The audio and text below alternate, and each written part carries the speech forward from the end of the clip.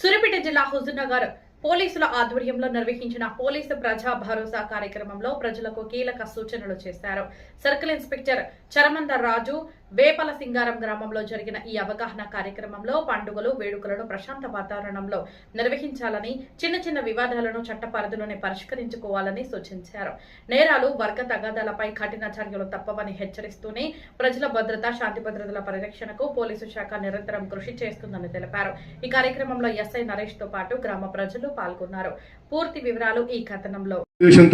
ప్రతి గ్రామంలో కూడా సీసీ కెమెరా ఏర్పాటు చేసుకోమని చెప్పని మేము అక్కడ ఉన్నటువంటి కొత్తగా ఇప్పుడు సెలెక్ట్ అయినటువంటి సర్పంచులకు మరియు ఉప సర్పంచులకు అందరికీ కూడా విజ్ఞప్తి చేయడం జరిగింది. మన ప్రభుత్వమే విజ్ఞప్తి చేసినది, దాని ద్వారా మేము విజ్ఞప్తి చేసినాం. మన ఈ గ్రామంలో కూడా ఒక పండుగ జరిగినప్పుడు ఇక్కడ ఉన్న వాళ్ళు ఎవరు కూడా దానికి ఆ పండుగ సందర్భంలో లేకపోతే మేము వ్యక్తిగతంగా రెంటెడ్ కెమెరాస్ మేము ఏర్పాటు చేసి అక్కడ ఏర్పాటు చేయడం జరిగింది. ఎందుకు? ఏదన్నా ఆ పండుగ జరిగిన క్రమంలో ఒక 10,000 మంది చుట్టాలను పిలుచుకున్నారు, పక్కాలను పిలుచుకున్నారు, మంచోడు వచ్చిండు, చెడ్డోడు వచ్చిండు, ఊళ్ళకి రకరకాల వ్యక్తులు వచ్చిపోయినారు. ఆ క్రమంలో ఏదైనా జరగడం జరిగినట్లయితే, ఏదైనా ఒక తల్లి మీద ఒంటి మీద నగ కనుక ఏదైనా పోయినట్లయితే, పుస్తకం ఏదైనా జరిగినట్లయితే, ఇలా మంచోడు ఉండొచ్చు, చెడు ఎవరెవరు అలాంటి వాళ్ళని కనిపెట్టడం కోసం మనం కెమెరాలు మేము వ్యక్తిగతంగా ఏర్పాటు చేయడం జరిగింది. కాబట్టి ఇప్పుడు మీ శాఖ తరఫున మీకు మేము విజ్ఞప్తి చేస్తున్నాము, మీ గ్రామంలో శాశ్వతంగా ఇలాంటివి జరగకుండా ఉండాలన్నా, ఒకవేళ జరిగిన వాటిని మనం గుర్తించాలన్నా, త్వరగా వాళ్ళ శిక్ష పడే విధంగా చేయాలన్నా సరే మీరు కెమెరాలు ఏర్పాటు చేసుకోవాలి. కాబట్టి మీ యొక్క గ్రామ కమిటీ తీర్మానంలో కూడా తీర్మానం చేసి దాని ద్వారా కొన్ని కెమెరాలు మీరు ఏర్పాటు చేసుకోండి. మేము కూడా కొన్ని కెమెరాలు ఏర్పాటు చేస్తాం. మొత్తము నా హుజూర్నగర్ సర్కిల్ పరిధిలో 5 మండలాలు ఉన్నాయి. 5 మండలాల్లో గ్రామంలో ఎవరిని కూడా చేయకుండా 50 లక్షల రూపాయలతోని 370 సీసీ కెమెరాలని మొత్తం కూడా ఏర్పాటు చేయడం జరిగింది. ఏర్పాటు చేసిన తర్వాత ఇందాక మీ సర్పంచ్ గారు చెప్పినారు, మీ ఊళ్ళో జరిగిన కేసు, ఇట్లాంటి కేసులు మనం చాలా చాలా చాలా చేయడం జరిగింది. వాళ్ళకు న్యాయం చేయడం జరిగింది. అంటే ప్రతి చోట పోలీసు ఉండలేడు, కానీ సీసీ కెమెరా పెట్టినట్టయితే అందరికీ మంచిదే. ఇలా నాకు మంచిదే, రేపు నీకు మంచిదే. సీసీ కెమెరాకు కులం లేదు, మతం లేదు, ప్రాంతం లేదు, బంధువు లేడు, చుట్టం లేడు, యువకుడు లేడు, ముసలోడు లేడు. ఎవడేం చేసినా చూపిస్తుంది. అది ఎవడేం చేసినా చూపిస్తుంది, ఎట్లా చేసినా కూడా చూపిస్తుంది. కాబట్టి మీరు ఆ ఏర్పాటు చేసుకోండి, పోలీసుకు సహకరించండి, శాంతి భద్రతలు భంగం కలగకుండా మీరు అందరూ కూడా సహకరిస్తారని చెప్పని మీ అందరూ కూడా విజ్ఞప్తి చేస్తూ మాకు ఈ అవకాశం ఇచ్చి మేము చెప్పింది విన్నందుకు మీ అందరూ కూడా మా యొక్క పోలీస్ శాఖ తరఫున వేపల్ సింగ్ గారు ప్రజలందరూ కూడా ధన్యవాదాలు మాట్లాడాలి మాతో అని చెప్పంటారు. అంటే కొరడంలో ఎవరుండదు, మీ పక్కన ఎవరుండదు, మీరే సింగిల్గా మాట్లాడాలి, వీడియో కాల్ మాట్లాడాలి. ఒక లేడీ మాట్లాడుతుంది ఆయనతో. ఎస్పీ ఆఫీసు పోయి కంప్లైంట్ ఇచ్చిండు.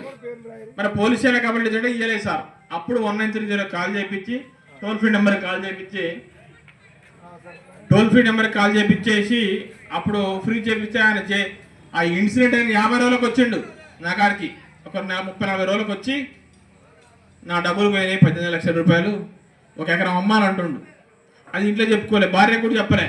వచ్చి ఒక సూర్యాపేట ఎస్పీ ఆఫీస్ పోతే ఆనించి నాకు ఫోన్ చేసి ఇట్లా జరిగింది, ఇమీడియట్గా కేసు కట్టానంటే కేసు కట్టినా.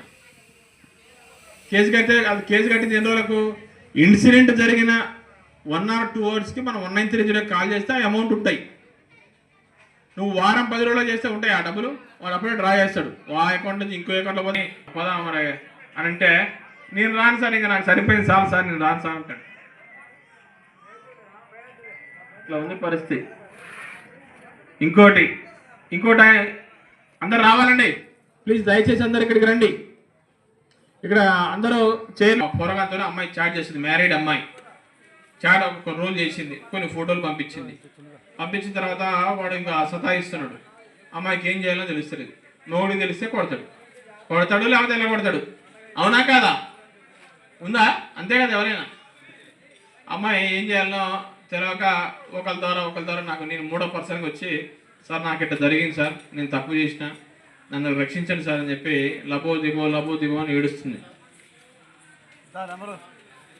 ఏడుస్తుంటే నేను ఆ నెంబర్ తీసుకొని నేను మాట్లాడినా. అంటే ఇక్కడ పోలీసు అమ్మాయి ఇంకొక 2-3 రోజులు అయితే అమ్మాయి ఏదో సూసైడ్ చేయడమో, ఇంకేదైనా చేయటమో, లేదంటే వాడికి లొంగిపోవటమో ఏదో ఒకటి చేసేది.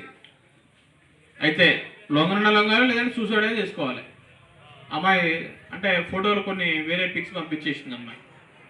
నేను భరోసాగా ఉండి నేనే ఈ గడ్డపల్లి ఉన్నప్పుడు భరోసాగా అట్ట కాదమ్మా, మేము ఉన్నాం మీకు పోలీసు వాళ్ళము, మీకు ఏ టెన్షన్ లేదు అని చెప్పి వాడితో నేను మాట్లాడి, వాడు ఎప్పుడు వీడియో కాల్ చేసినా నాకు వచ్చినట్టు చూసుకొని ఆ నెంబర్ కొన్ని రోజులు నా దగ్గర పెట్టుకొని నేను మాట్లాడి ఒక 10 రోజులు మాట్లాడినా. వాడిని కేసు కట్టినా కానీ వాడు ఎక్కడో ఉన్నాడు, వాడి లొకేషన్ ఇస్తే వస్తుంది. ఒకరోజు వస్తే మలక్పేట వచ్చింది, ఒకరోజు వస్తే ఇటు సికింద్రాబాద్ సైడ్ వచ్చింది. ఇంకా వాడు వేరే వేరే నెంబర్ నుంచి కాల్ చేస్తాడు. ఇంకా ఆ నెంబరే నేను తీసుకున్నా. ఒక 10 రోజులు ఇట్లా పెట్టుకొని ఇట్లా చేసి నేను కేసు రిజిస్టర్ చేస్తాను. 1930 వాడి మొబైల్ నెంబర్ 1930 యాడ్ చేస్తే అది సైబర్ ఫ్రాడ్ కింద పడిపోతుంది.